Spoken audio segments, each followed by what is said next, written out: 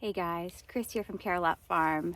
Guess what? We had the first frost of the season. And as we journey through this year with our minis, again, it's the first year of miniature horse ownership for us, I thought this would be a very fitting thing to share with you. So when I was halfway to the barn to feed, I saw the sparkle on the grass and I had to stop in my tracks, go back in the house, get my phone. I wasn't going to film anything today. It was one of those days I was going to buzz around really quick. However, I want to share this special day with you. So join me now and I hope you enjoy.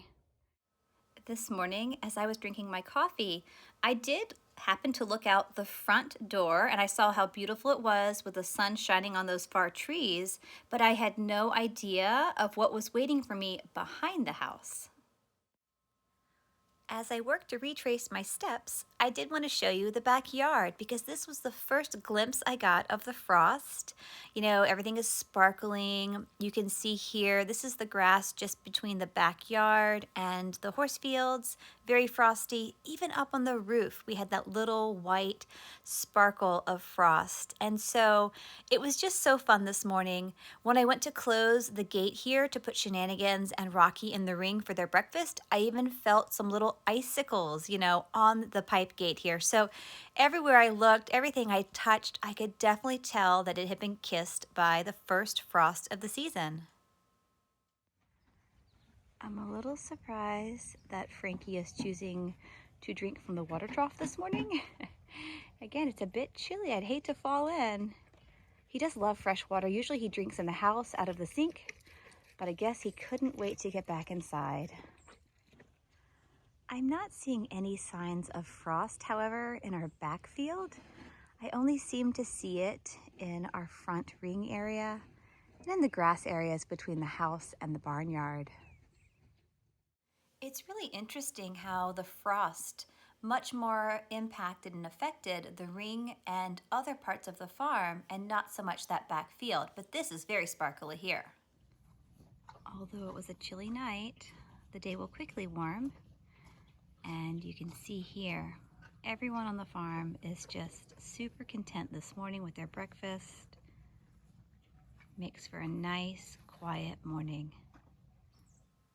I'm not sure if you can tell or not, but all 5 of the minis already have good, thick winter coats, even though it's fairly early in the season. Shenanigans here and Lady especially have thick, shaggy coats, but even Sweetheart and Rockstar and Snuggles have a good warm coat, and so no one should have been cold last night.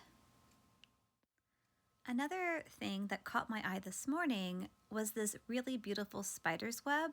Not only do we have them around the barn, but on my way down to feed the horses, I saw a really exquisite web at our wild compost pile, so they're just all over the place. It's about 9:30 now, and you can see the warm sun has melted all of the frost. Even over in that far corner, I doubt it's frosty, it's just very wet. But that was a fun morning. I'm so glad I could share it. So now that the horses are all settled for the morning, let's go check on the garden because I'm really curious to see how the peppers fared. And then we have a few other crops that I'm not really sure held up to the frost or not. So let's go check that out. I will say that I'm really happy that we picked our butternut squash when we did the other day, because I think the frost would have been really hard on that crop and that would have been sad to lose. So I'm so glad we picked those, but let's go and check on what else we have out here in the garden. As I'm out here checking on the peppers, I'm really happy to report that they look okay. You know, peppers like cooler temperatures. However, if we do get a good frost, it can be very detrimental to the actual fruit, you know, the pepper themselves. So it looks like everything fared well. So we might go ahead and pick a few today, but I don't expect to have any more super cold nights for about a week. So I think our peppers can keep growing, but we will keep a watchful eye on them. Now, the green beans, I'm not so sure about. They were already starting to dry up a little, but I do think that the frost has certainly nipped the top most layer of leaves. I do still see what looks to be some pretty healthy growth though down below. There's still a few little blooms and a few small green beans. So there's no need to pull these right now. We might get a few more in the next couple of days, but another hard frost and this will probably be finished up for the season. No surprise here. The broccoli and the cauliflower, the cabbage, those crops are doing really well. They really like the cooler weather, and I won't have to worry about these for quite some time. Now, the one crop though that looks very, very sad, that definitely took the brunt of the frost, let me turn and show you here, are the sweet potatoes. You know, if you've watched some of our gardening videos, we've been waiting for these to turn and dry up. I think it's been at least 6 weeks. They turned a little yellow back in September. I think it could have even been late August. I don't know, but we've just been waiting for them to really dry up.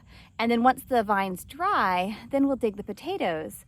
And the frost last night definitely has helped with this.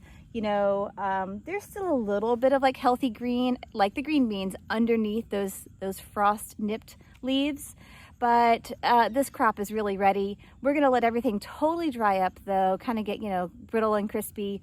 And then I think we have to wait for probably a good soaking rain because the ground has become very hard, very compacted here.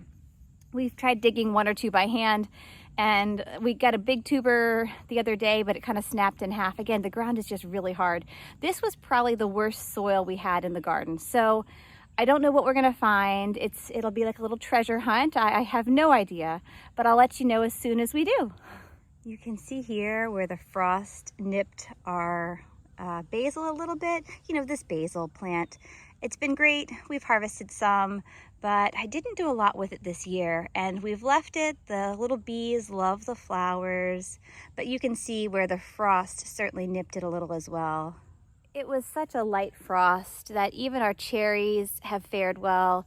The okra plants weren't bothered. The okra really is just about finished up for the season. We harvested a few pods yesterday. So again, if the frost does get these crops, it's okay. They've been so good to us though all season that now that it's the middle of October, it's only natural for them to kind of move along. But I am happy to say that everything looks like it's going to be doing all right.